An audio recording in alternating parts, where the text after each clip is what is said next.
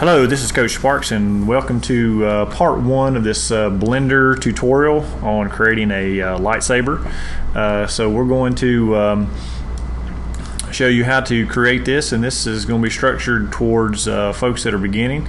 And I'm going to set these screencast keys up here so that you guys will be able to see. If you see the little mouse up there, little box, that's what when I'm pressing one of the keys or anything like that, those would show up. So I'm going to change this to a nice yellow so you can see it. So as I press keys or click the mouse, you'll be able to see that and have a little reference point to go by. So we'll go ahead and get started. And so first things first is we're going to go into your new Blender scene if you haven't already, and we're going to delete this cube first because we're not going to need it for this particular model. So you just press the X key and then just choose delete, and that will clear that out.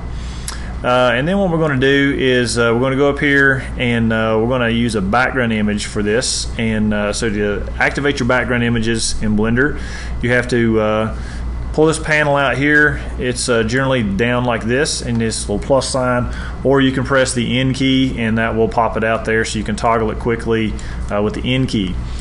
So you have to click this little box here to start with, and that will turn it on.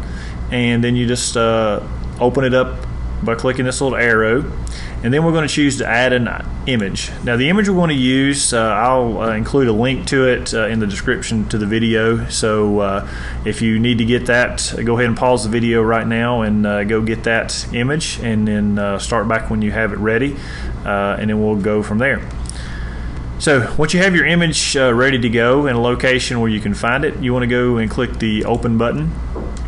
And this takes you to the back screen here where all your file system is in Blender. And I'm not going to go over all this, but just kind of show you quickly how to get to what you need. So I have mine saved on the desktop, so you just want to choose what location you have it, so you navigate just like you would any other file system.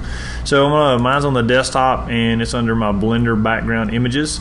And this little box right here is how you can display thumbnails. So if you want to click thumbnails, it pops these up in a bigger option, and when you double click and open that up, this is the image that we're going to use. So you just select the image that you want to use and just press open. And that will, and you won't see it yet because we have to get it in the correct view, and I'll show you how to do that in just a moment. Right in here, it gives us the name of the file that we have and the source location. So we're going to choose, and currently now if it's in, we will be able to see it in all views, and if you're not familiar with views, those are accessed on your number keypad or in this right here. So these are your shortcuts to left, right, back, front, bottom, top, or your camera view. Keyboard shortcuts are on your number pad, which is the ones that I will use, but you can use whichever one you choose. So we're going to model this particular model in front view. So you would click this all views and choose front. And the way you get it to appear is you have to be in orthographic view. So we need to be in front orthographic view. Currently we're in the user perspective view, and this little box right here will tell you what view you're currently in. So to navigate to front view, you want to first press the 1 key on your number pad. So 1, and you see it says that's your numpad 1. That puts me in front perspective, and so I need to be in orthographic. And to toggle to orthographic, I would press the 5 key. So once I press 5, is now my background image will appear. So if I go to, say, a right side view in orthographic, I will not see my image because I've chosen for a front view only. So we'll go back to front view, and in this situation, what we're going to do is we're going to rotate this view. We're going to rotate this image, and I'm going to model it on the Z-axis up instead of the X-axis this way. If you're not familiar with 3D, you have 3 axes. You have the X-axis, the Y-axis, and I'll rotate the view. The Y-axis will be the green one, and then the Z-axis is the up and down axis. So we're going to basically be modeling in this particular model for a while in the X and Z. So if you need to adjust the opacity or the lightness or the brightness of this image, you can right here under opacity, that will make it brighter or make it more transparent. So you get it to a point where you like it. The default is 0.5, so I'm going to leave it there for right now. And then we have the X and Y, and this is how the position of where it would be. And our origin point on our 3D cursor is this little red and white bullseye looking thing. Is right there. It's in the 0, 0, 0 point, as you can see right here. So we're going to move, we're going to model this particular one here. And so the first thing we need to do is we can rotate these images, and we can also make them bigger or smaller. Flip them horizontally or vertically, whatever your needs are. So I'm going to rotate this and click in the rotation box and type in 90 and hit enter. So that will rotate this here so we can model it this way. You can model it the way it was, but I prefer to model it this way personally. So you can scroll in and out, and that will allow you to zoom in and out on your background image in any of your modeling processes. And if you hold the shift key in an orthographic view and then press your middle mouse button, that will allow you to move left and right or up or down. Without holding any keys in the middle mouse button, that will rotate your view like this. So we'll go back to here, and we're going to set the X and Y, and I already got these settings already pre-done. You can drag these across and you'll see how it will move. For this particular image at 10, we're going to put it at a minus, so you press the minus and then 2.295. That will move it over on the X-axis, that space to this point. And then we're going to choose on the Y, we're going to do the Y at 2.59, and that will get us right here. If your 3D cursor for any reason is not right here, you can always reset it to zeros here by clicking in there and changing it, or by pressing the shift and the C key, and that will put it back to the center. So pretty much what we have done all we need to do for this setup here. So I'm going to collapse this panel down and to get a little bit more room to see. Now the next thing I want to do is I'm going to use a circle to model this, and so the way I would add that circle, or a mesh circle I should say, is you hold the shift key down and press A, and this will bring up your add menu, and we're going to go under mesh and we're going to choose circle. And then down in this area right here, you'll see this is the number of vertices that makes this up this circle. So I'm going to change this vertice count here to 64 to make it a little smoother and have a few more vertices. You don't want to go too high, because that can cause a lot more dense model and could cause some problems. Makes a bigger file, and sometimes it can cause a few extra problems, but there's other things we can do to smooth it out in the end. So the next thing I want to do is, you can see this orange line represents the circle currently, and it's we're looking straight on in the front of it. So we're going to scale it down to match this right here. So I'm going to scale it, and I'm going to press the S button to scale, and then I'm just going to type in 0.23 because that's what worked out there. So you can see that white line pops right there to the bottom of that, and I press enter. So that takes care of scaling it down, and we're not going to mess with the scale right now because we'll see later as we do another part. So next thing we want to do is to start the modeling process. So we would press the tab key to enter edit mode, or we can go down here to the object option and we can choose edit mode there. So I'm going to use the shortcut keys as much as possible because they're going to pop up right up here. So if I press the tab key, I'm now in edit mode. And one thing to do is just to make sure that all your vertices are selected is kind of rotate your view just to make sure that all of them are highlighted in orange, which means they are all selected, and then go back to your view to be able to model. So we're just going to trace this pattern here pretty simply. So to extrude these up, and that's what you do to create new sections, is it's called extrude. So we're going to press the E key to do that. Then I'm going to press Z, and I'm going to constrain it to the Z axis. So that means that I can only raise these up or down. It will not let me go side to side, which is very handy and makes your model much more precise. So you go up to about the first section there, and you would left click, or you can press the enter key. Now one very handy thing to do is to go, I'm in solid mode right now, and to see this background image more clearly, I would choose a wireframe, and that way I can see through and see what I'm doing. So you can choose it down there, or you can press the Z key to toggle back and forth, and that will go from solid to wireframe mode. So the next step is to start to extrude, and I'm going to extrude this way. But what I have to do is, without touching the mouse so you don't move the vertices, is press the E key and then press the enter key, and then I can hit S for scale, and then I can just simply pull the mouse and scale these out to about there. And then I'm going to hit E and Z once more, and that will let me do the next section. Okay. Now we're going to repeat that same process. This time we're going to scale in. So we'd press E and then enter, and then S for scale. That will drag these in. And then I can press E and Z, and I can go up and select it. So this is as you can see, this is going to be a repetitive process up to this point here. So you just want to follow that same process of hitting E and enter, and then scaling it in, and then E and Z to move it up to the next section, and follow that pattern till you get to this point. So what I'm going to do right now is I'm going to pause the video for a moment, and I'm going to model up to this point right here, and then we'll pick up from there and show you how to do this part. So go ahead and model all the way up to this point, and then we'll pick up from there.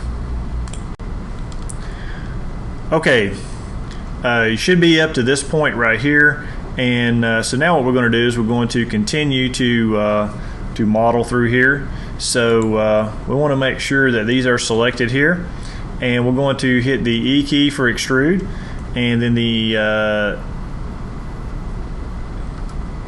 enter key, and then we want to scale them out just like that. And then we want to hit E and Z and drag these up to this point right here, and then we'll scale them out, and then E and Z to go up to this point and stop right there. And then to get the taper back in, we would go E and Z and go up to this point, and then we would scale them back in again. So I'm going to zoom in here a little bit where you can see this process a little better. So you just simply go E, then Z to constrain it to the Z axis, drag it up, and then scale it, and we would scale it out to the edge. Then E and Z to do this section, then E and Z once again to here, and then we would scale it back in.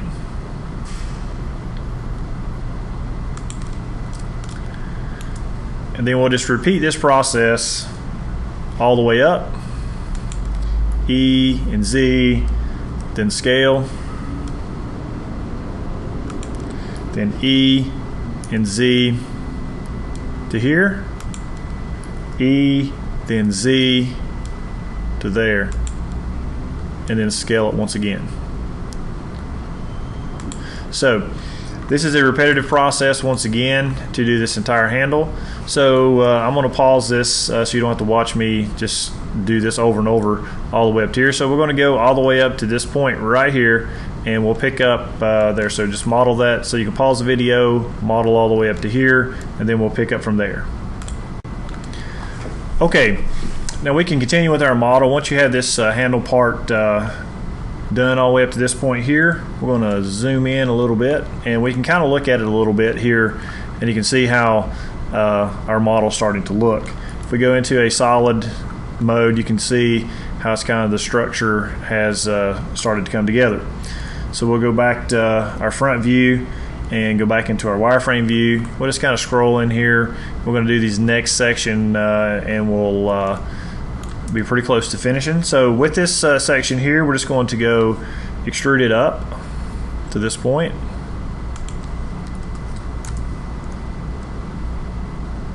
And scale it out just slightly. And then extrude it up on our Z axis to right there. And as you can tell, this is a pretty well repetitive process that we're going through. Just takes a little bit of time.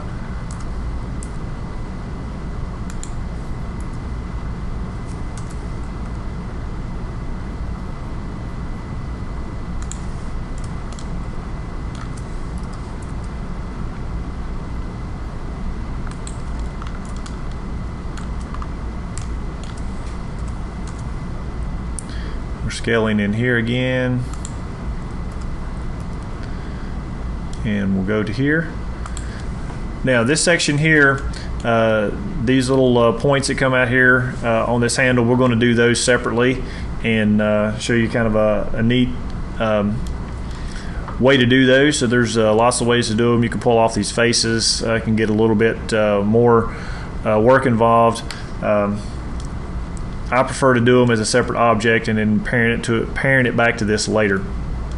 So I'll show you that process in the next video. But we're just going to go to this point, and we're going to go and just go straight up to this point and then finally to the top. So we extrude back on the Z up to here. This will give us a reference point on these to know how to position these correctly when we do those. So then finally the last section would go up to here.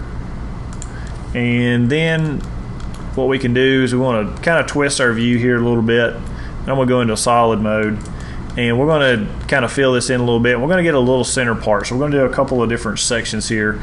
So we're going to just go E and enter, and then we're just going to scale, and you'll see that these will scale in a little bit just like that. So somewhere in that, and then E, enter, scale it once again, kind of get it down to where you got a kind of a smaller inner point. And then we're going to fill that in with a face. So the way you would do that with these vertices selected, you would press the F key, and that would fill in and give us a face on the top. So we're going to use this particular face in the next video on how to do the other part and set them up. But we're going to go press the A key to deselect all that. Then we're going to kind of go down here to the bottom again. And we're going to kind of do the interior of this. So we'll Z it out. We'll box select, pressing B, drag across these vertices here, and then we'll have these selected. So what I want to do basically is just kind of get a little bit of the interior here, because this is where the beam of the lightsaber would actually come out. So I can, in this process, I can hit E and then enter, and then scale it in slightly to have just a little bit of an angle there, and then I can extrude on the Z and just kind of drag these up. As you can see, these would come up a little bit, somewhere in that neighborhood there. Doesn't have to be 100% precise. You can always move them. If you want to go back to your front view and look, you can kind of see where they're ending up there, and we can fine-tune them and adjust them up a little bit. And then we can extrude and scale and oops, there we go, extrude and enter. And then we can scale us another little section in, and then we can extrude on our Z and just kind of bring this down. So this would kind of give us an interior section there to where we can have something for our blade or beam to come out. If we need to fill this in with a face later on, we can, but we'll do that in a later video. So that should be all for this video for now. That kind of gets the overall handle set, and the next video we'll be working on modeling these and getting these set up around through that. And we'll work on getting this little D-ring set up, and that'll pretty much finish the modeling process. And then following that, we'll work on getting the materials created in the node editor and start making it look like it's a real lightsaber. So thanks for watching. Don't forget to subscribe, and we'll see you in the next video.